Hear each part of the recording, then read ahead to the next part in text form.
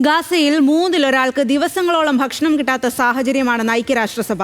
പശ്ചിമേഷ്യയിലെ പട്ടിണിയുടെയും പോഷകാഹാരക്കുറവിന്റെയും പേടിപ്പെടുത്തുന്ന വിവരങ്ങളാണ് UN വേൾഡ് ഫുഡ് പ്രോഗ്രാം പുറത്തുവിട്ട റിപ്പോർട്ടിലുള്ളത്. വിഷയം ലോക ശ്രദ്ധയിലെത്തിയതോടെ ഭക്ഷ്യവിതരണ ട്രക്കുകൾ കടത്തിവിടുന്നത് വേഗത്തിലാക്കാമെന്ന് ഇസ്രയേൽ സമ്മതിച്ചു. ഗാസൻ ജനതയ്ക്ക് ആകാശമാർഗം ഭക്ഷണം വിതരണം ചെയ്യാൻ ബ്രിട്ടൻ UNന്റെ സഹായം തേടി. ഗാസയിലെ പട്ടിണിയും പോഷകാഹാരക്കുറവും ഗുരുതരമാവുകയാണെന്ന മുന്നറിയിപ്പാണ് UN ഭക്ഷ്യസഹായ പദ്ധതി ലോകരാജ്യങ്ങളോട് വ്യക്തമാക്കുന്നത്. പോഷകാഹാരക്കുറവ് നേരിടുന്ന 90,000-ഓളം സ്ത്രീകൾക്കും കുട്ടികൾക്കും അടിയന്തര ചികിത്സ ആവശ്യമാണ്. മെയ് മാസത്തിൽ ഇസ്രയേൽ അതിർത്തി തുറന്നു നൽകിയതിനു ശേഷം 22,000 മെട്രിക് ടണ്ണിലധികം ഭക്ഷണം ഗാസയിലേക്ക് അയച്ചു. എന്നാൽ ഇത് 2 ദശലക്ഷത്തിലധികം വരുന്ന ജനസംഖ്യയ്ക്ക് അതിജീവിക്കാൻ ആവശ്യമായ ഭക്ഷണത്തിന്റെ ചെറിയൊരു ഭാഗം മാത്രമാണെന്ന് WFP ചൂണ്ടിക്കാട്ടുന്നു.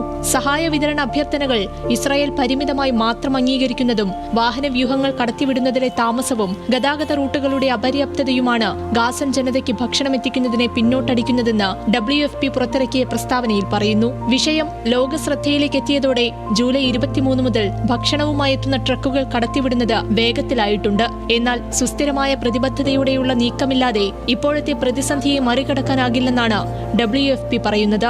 ഗാസയിലേക്ക് സഹായം എത്തിക്കാൻ കഴിയാവുന്നതെല്ലാം ചെയ്യുമെന്ന് ബ്രിട്ടീഷ് പ്രധാനമന്ത്രി കെയർ സ്റ്റാമർ വ്യക്തമാക്കി. ഗാസയിലെ പട്ടിണിയുടെ ദൃശ്യങ്ങൾ അങ്ങേയറ്റം ഭയാനകമാണെന്നും ബ്രിട്ടീഷ് പ്രധാനമന്ത്രി അഭിപ്രായപ്പെട്ടു. വെള്ളിയാഴ്ച മാത്രം 9 പേർ പോഷകാഹാരക്കുറവിനെ തുടർന്ന് മരിച്ചതായാണ് ഹമാസ് പുറത്തുവിട്ട കണക്ക്.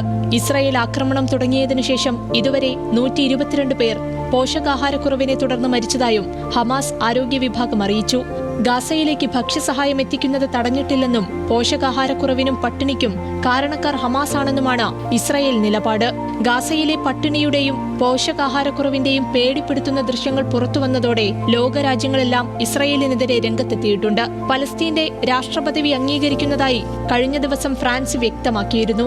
ഗാസയിൽ സമാധാനം പുനഃസ്ഥാപിക്കുന്ന വിധമാകണം പലസ്തീൻ രാഷ്ട്രത്തിന്റെ അംഗീകാരമെന്ന് ബ്രിട്ടനും ചൂണ്ടിക്കാട്ടി. സഹായ വിതരണത്തിനുള്ള എല്ലാ തടസ്സങ്ങളും ഉടൻ നീക്കണമെന്ന് ജർമ്മനിയും ഇസ്രായേലിനോട് നിർദ്ദേശിച്ചു.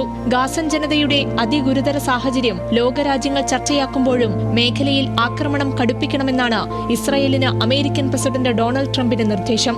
ഹമാസ് അവസാനിക്കാൻ ആഗ്രഹിക്കുന്നു, നിങ്ങൾ ജോലി പൂർത്തിയാക്കേണ്ട ഘട്ടത്തിലേക്ക് എത്തിച്ചേർന്നിരിക്കുന്നു എന്നായിരുന്നു ട്രംപിന്റെ പരാമർശം. ദോഹയിലെ വെടിനിർത്തൽ ചർച്ചകളിൽ നിന്ന് അമേരിക്കയും ഇസ്രായേലും പിന്മാറിയതിനു പിന്നാലെയാണ് ഹമാസിനെതിരെ രൂക്ഷ പ്രതികരണവുമായി ട്രംപ് രംഗത്തെത്തിയത്. News desk, news Malayalam.